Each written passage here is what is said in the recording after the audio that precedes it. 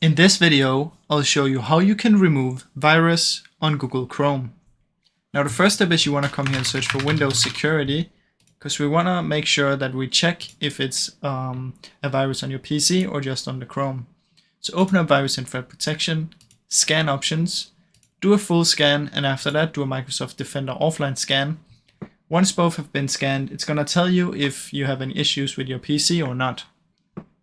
If it says it's fine, then you want to just go to the Google Chrome, click here and go to Settings. In here, Privacy and Security. Delete browsing data and choose All Time and delete everything. After that, you want to head to Reset Settings. Click here, reset the settings. Once you've done that, what we want to do is we want to come to Extensions.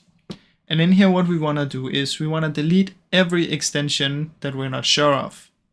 So if you have some weird extension that you don't know, or you don't know if it's an authentic one, you want to remove it.